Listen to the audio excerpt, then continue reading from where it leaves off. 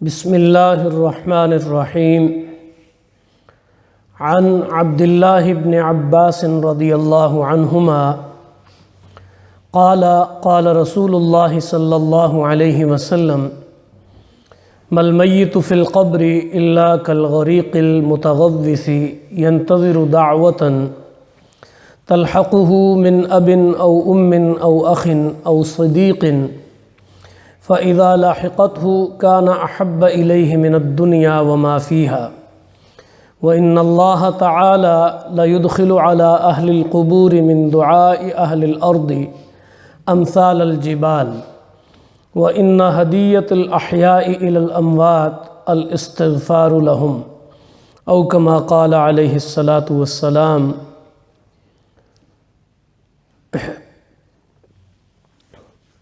خواتین و حضرات، سامعین و سامعات، سیدنا عبداللہ ابن عباس رضی اللہ تعالی عنہما روایت کرتے ہیں کہ رسول اللہ صلی اللہ علیہ وآلہ وسلم نے ارشاد فرمایا کہ قبر میں مدفون مردے کی شکل اس شخص کی سی ہے جو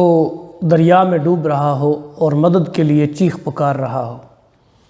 وہ بیچارہ انتظار کرتا ہے کہ ماں یا باپ یا بھائی یا کسی دوست آشنا کی طرف سے دعائے رحمت اور مغفرت کا کوئی تحفہ پہنچے، اور جب کسی کی طرف سے اسے دعا کا تحفہ پہنچتا ہے تو وہ اس کو دنیا و ما فیہا سے زیادہ عزیز اور محبوب ہوتا ہے، اور دنیا میں رہنے بسنے والوں کی دعاؤں کی وجہ سے قبر کے مردوں کو اتنا عظیم ثواب اللہ تعالیٰ کی طرف سے ملتا ہے جس کی مثال پہاڑوں سے دی جا سکتی ہے، اور مردوں کے لیے زندوں کا خاص ہدیہ ان کے لیے دعائے مغفرت ہے۔ امام بہقی نے شعب الایمان میں اس حدیث کو روایت کیا ہے۔ اپنے مفہوم کے اندر بڑی واضح ہے کہ حضور علیہ السلام فرما رہے ہیں کہ جب کوئی بندہ اس دنیا سے رخصت ہوتا ہے، آپ اسے قبر میں دفن کرتے ہیں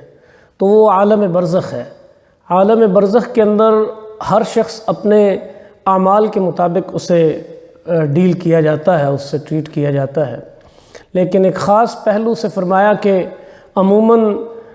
مردے کی حالت اس شخص کی طرح ہوتی ہے جو دریا میں ڈوب رہا ہو، اور ظاہر ہے جب دریا میں جیسے تیرنا نہ آتا اور وہ ڈوب رہا ہو تو وہ ہاتھ پاؤں مارتا ہے، چیختا چلاتا ہے کہ میری مدد کو پہنچے، اور بڑی وہ اس کی کیفیت اس وقت دردناک ہوتی ہے۔ تو حضور علیہ السلام نے فرمایا کہ جس طرح وہ چیخو پکار کرتا ہے، مردے کو بھی اسی طرح ایک یعنی مدد کی اور اس کی ضرورت ہوتی ہے کہ اس کا کوئی بھائی، کوئی باپ، کوئی بہن، کوئی عزیز و اقارب میں سے کوئی اس کے لیے کوئی تحفہ بھیجے دعا کا۔ تو فرمایا کہ جب کسی کی دعا اور کسی کا کوئی صدقہ جاریہ کی شکل میں اس مردے کو پہنچتا ہے تو وہ اسے دنیا اور دنیا کی ساری لذات اور جتنی زندگی کے اندر اس نے عیش و آرام دیکھے ہوتے ہیں اس سب سے زیادہ محبوب ہوتا ہے وہ تحفہ جو دعا کی شکل میں یا صدقہ جاریہ یا کسی نیک عمل کی شکل میں اس تک پہنچتا ہے، اس کے اثرات۔ اور اللہ کریم اہل قبور کو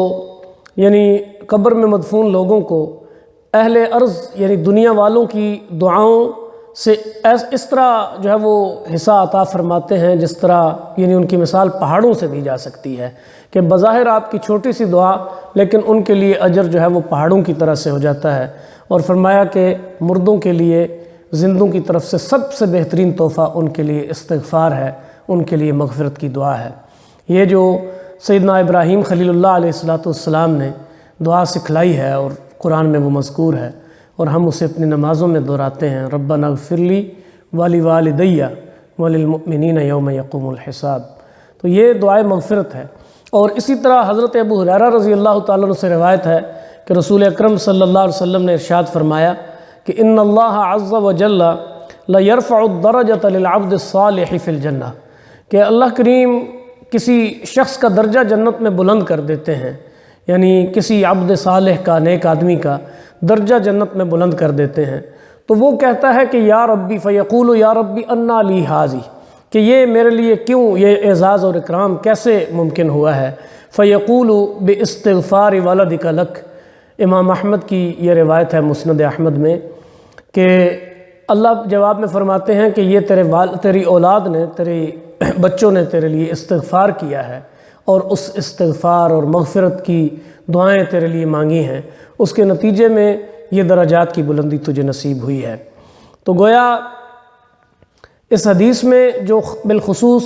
اولاد کے حوالے سے ذکر کیا گیا ہے کہ اولاد کی دعا سے درجے میں ترقی ہوتی ہے، یہ تمثیل کے طور پر کیا گیا ہے۔ دوسرے اہل ایمان کی دعائیں بھی اسی طرح نفع مند ہوتی ہیں، صرف اولاد کا ہی نہیں، یعنی مثال اولاد کی دی گئی ہے، لیکن سب اہل ایمان کی دعائیں اسی طرح اہل قبور کے لیے درجات میں ترقی کا یا نفع کا ذریعہ ہوتی ہیں اگر اخلاص سے اور محبت سے کی جائے۔ اور چونکہ زندگی میں والدین کا حق اولاد کے اوپر سب سے بڑا ہے اور ان کی خدمت اور اطاعت جو ہے وہ فرائض میں سے ہے، تو مرنے کے بعد بھی ان کی خدمت اور ان کے ساتھ حسن سلوک کا جو صحیح اور مناسب راستہ ہے وہ یہی ہے کہ ان کے لیے مغفرت کی دعائیں کی جائیں۔ تو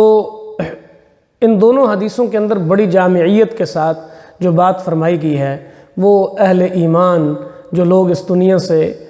حالت ایمان میں رخصت ہوئے ہوں ان کے لیے دعائے مغفرت کہ یہ گویا ان کے لیے بہترین تحفہ ہے۔ وہ ہمارے عزیز و اقارب ہوں، والدین ہوں تو ظاہر ہے ان کا حق زیادہ فائق ہے اور اس میں کبھی کوتاہی نہیں ہونی چاہیے، جو الاقرب فالاقرب، جس طرح کوئی قریب ہے اسی طرح سے، لیکن عمومی طور پر بھی جمیع مسلمانوں کے لیے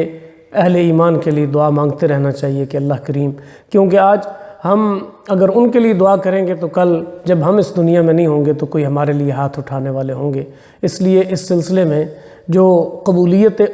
دعا کے جو اوقات ہیں، افطار کا وقت، سحر کا وقت، نمازوں کے بعد اور اس طرح مختلف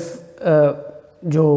اہم اوقات اللہ کے رسول صلی اللہ علیہ وسلم نے تعلیم فرمائے ہیں کہ ان میں دعائیں قبول ہوتی ہیں، اس موقع پر اہل ایمان کو، مرحومین کو دعاؤں میں یاد رکھا جائے اور بالخصوص ان کے لیے استغفار طلب کیا جائے کہ مالک وہ تیرے حضور التجا نہیں کر سکتے اپنی بخشش اور معافی کے لیے، مالک تو انہیں معاف فرما دے، اپنے فضل و کرم سے معاف فرما دے۔ تو آپ سب احباب جو اس وقت سن رہے ہیں اور جو اس بعد میں سنیں گے اور ابھی بھی، میں یہی دعا کرتا ہوں کہ جتنے اہل ایمان سیدنا آدم علیہ السلام سے لے کر آج تک اللہ کے حضور پہنچے ہیں، مالک کریم سب اہل ایمان پر اپنا خاص لطف و کرم فرمائے اور اللہ کریم انہیں گناہوں کی معافی عطا فرمائے۔ بالخصوص جو سننے والے اور اس مجلس میں اس وقت موجود ہیں، ان کے والدین، عزیز و اقارب، بہن بھائی اور احباب رشتہ دار، اللہ کریم ان سب کو اپنی رحمت سے ڈھانپ لے اور قبر اور حشر کی ان کی منزلیں آسان فرمائے۔ وآخر دعوانا ان الحمد للہ رب العالمین۔